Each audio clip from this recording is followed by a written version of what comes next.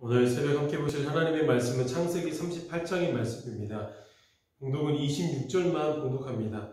유다가 그것들을 알아보고 이르되 그는 나보다 옳도다. 내가 그를 내 아들 셀라에게 주지 아니하였음이로다 하고 다시는 그를 가까이 하지 아니하였더라. 아멘. 오늘 창세기 38장의 본문은 수많은 성경 해석자들에게 어려움을 주고 있는 본문 중에 하나입니다.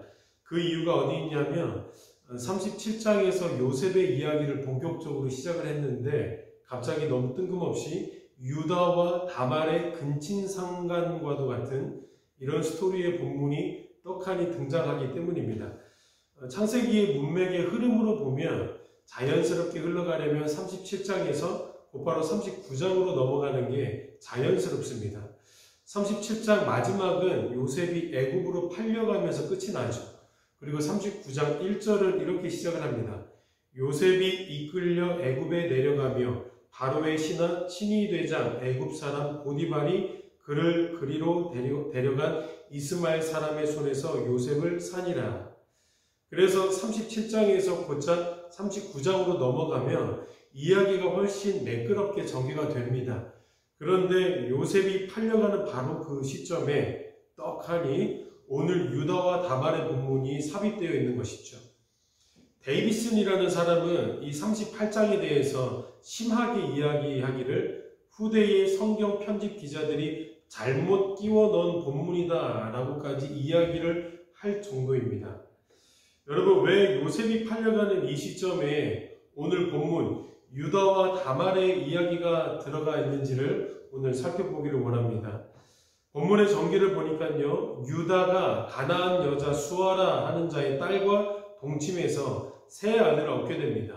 엘, 오난, 셀라, 이렇게 세 아들이죠. 그리고 유다가 장자였던 엘을 위해서 아내를 데려오는데 그 여자의 이름이 오늘 주인공인 다말입니다.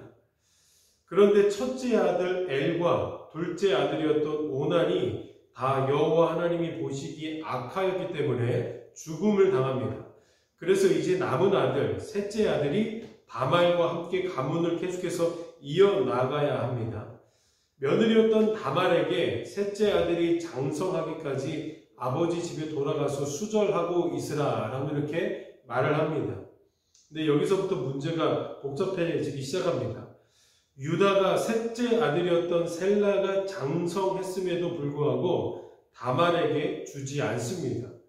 여러분, 그렇게 되면 창세기에서 가장 중요하게 여겨지고 있는 씨를 통한 족보의 이어짐이 끊어지게 되는 겁니다. 근데 유다라는 인간은 별로 신경도 안 쓰고 있죠. 오히려 자기 아내를 잃은 데에 슬퍼서 술에 취해서 창녀들과 몸을 섞으려고 창기들이 지내는 신전으로 오르는 모습을 보입니다. 근데 그 소식을 듣고 다말이 창녀의 옷을 입고 창녀 행세를 함으로써 유다의 씨를 받습니다. 그리고 결국에 하나님의 언약이 끊기지 않고 계속해서 이어지게 되는 스토리로 전개가 됩니다. 마태복음에서 예수 그리스도의 족보를 말하면서 이 다말이라는 여자의 이름이 정확하게 성경에 기록이 되죠. 마태복음 1장 3절 유다는 다말에게서 베레스와 세라를 낳고. 하나님은 본래부터 유다라는 사람을 통해서 그리스도가 나오시도록 계획해 놓으셨습니다. 그 계획이 창세기 49장에서 밝혀지죠. 유다야, 너는 너의 형제의 찬송이 될지라. 내 손이 내 원수의 목을 잡을 것이요 내 아버지의 아들들이 내 앞에 절하리로다. 유다는 사자 새끼로다. 내 아들아, 너는 움킨 것을 찢고 올라갔도다. 규가 유다를 떠나지 아니하며 통치자의 지팡이가 그 발 사이에서 떠나지 아니하기를 실로가 오시기까지 이르리니 그에게 모든 백성이 복종하리로다. 지금 하나님은 본래부터 이 유다 족속을 통해서 그리스도를 계획해 놓으셨습니다. 오늘 본문을 통해서 밝혀지는 첫 번째가 무엇입니까? 이 구원 계획을 하나님은 어떤 방법과 상식 밖의 수단을 통해서라도 성실하고 신실하게 이루신다는 것입니다. 하나님의 구원의 계획을 그 누구도 막을 사람이 없습니다. 근데 우리가 궁금한 건 왜 이 스토리가 요셉이 팔리는 시점에 담겨져 있냐는 것이죠. 요셉과 이 사건의 관계성을 밝혀야지만이 본문이 기록된 진짜 의도를 청중이고 독자인 우리가 알 수 있습니다. 여러분 잘 보시면 다말은 본래 창녀입니까? 아니면 창녀가 아닙니까? 창녀가 아닙니다. 다말은 지금 어떤 사람이냐면 38장 11절 후반부 다말이 그의 아버지 집에 있으니라. 창세기는 지금 다말이 아버지 집에 얌전히 있었던 수절한 여자로 정결하게 그려놓습니다.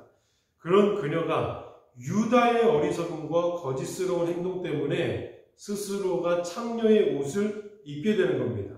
창세기 기자는 의도적으로 유다라는 인간은 인간 말종 중에 말종, 그리고 다말은 의로운 행동을 한 의로운 여자라고 밝힙니다. 그렇게 창녀가 아닌 다말이 유다의 어리석음으로 인해서 창녀가 되었고 그 창녀의 옷을 입고 아버지의 씨를 받아서 족보를 이어가게 한 그 행위를 의로운 행위였다라고 창세기가 밝히죠. 오늘 38장 26절 유다가 그것들을 알아보고 이르되 그는, 여기서 그는 다말이죠. 다말은 나보다 옳도다. 여기서 옳도다라는 단어의 원어가 의롭다라는 단어입니다. 다시 정리하면 창녀가 아닌 다말이 창녀의 옷을 입고서 하나님의 언약을 이어가도록 한 이 행위가 의로운 행위였다라고 밝히는 겁니다. 여러분 근데 놀랍게 이 본문이 끝나는가 동시에 예수 그리스도를 직접적으로 예표하는 요셉이 39장에서 어떤 일을 겪냐?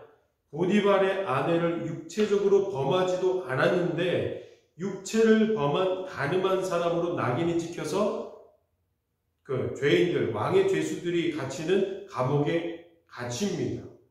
다말과 요셉의 유사성이 여러분 보이십니까? 다말도 창녀가 아닌데 창녀의 옷을 입어요. 요셉도 가늠한 적이 없는데 가늠한 사람처럼 마치 창기스러운 남자라는 옷을 입게 됩니다. 근데 그 두 명을 그렇게 만든 장본인이 누구냐면 유다예요. 다말도 유다의 어리석음 때문에 창녀가 되었죠. 그리고 요셉이 이곳에 팔려오게 된 이유도 37장을 보니까 유다가 요셉을 팔아버리자고 해서 요셉이 팔려오게 된 것입니다. 결국에 우리는 창세기의 유다라는 인물을 통해서 우리의 모습을 보는 겁니다. 그리고 다말과 요셉의 모습을 통해서 우리 때문에 창녀와 창기의 옷을 입은 예수를 보게 되죠. 그리고 성경 기자는 명확하게 이렇게 선포합니다. 다말은 의로운 행위를 한 사람이다. 그리고 이어서 본격적인 스토리가 시작되는 요셉의 그 행위들은 의로운 행위라는 것을 함께 암시하면서 창세기를 그려놓고 있는 것입니다. 그래서 이 모든 파편적인 스토리들은 궁극적으로 유일한 의가 되시는 예수 그리스도의 의로운 모습을 다양한 스토리들로 담아놓고 있는 것이죠. 여러분, 저와 여러분은요, 유다처럼 시도 때도 없이 하나님의 언약을 끊으려고 하는 실수투성이인 존재들인데, 그런 저희들을 감싸고 계시는 예수님의 의로운 행위가 하나님의 구원의 언약을 결국 성취하게 만드는 겁니다. 그래서 성경은 언제나 우리들을 향하여서 너희들은 틀렸다, 너희들은 잘못됐다, 너희들은 언제나 실수투성이다 라고 우리의 연약함을 선고하죠. 그리고 동시에 오직 예수 그리스도의 행위만 의롭다라고 명확하고 뚜렷하게 소개합니다. 사랑하는 여러분, 오늘 기도의 자리에서도 유일한 의가 되시고 하나님의 구원의 언약을 성취하시고자 창녀와 창기의 옷을 기꺼이 입으신 예수 그리스도를 깊이 누리시는 그런 복된 시간이 되기를 축원드립니다. 아버지 하나님, 우리에게는 그 어떠한 의로움이 없음을 다시 한번 예수 그리스도 앞에서 고백하고 시인하게 하시고, 예수 안에 담겨져 있는 놀라우신 하나님의 의가 우리 안에 덮어져 있고 우리를 감싸고 있음에 대해서 감사하는 시간이 되어줄 수 있도록 은혜를 더하여 주옵소서. 예수님의 이름으로 기도드립니다. 아멘. 이 시간에는 공동의 기도의 제목과 각자의 기도의 제목을 가지고 기도하며 나가겠습니다.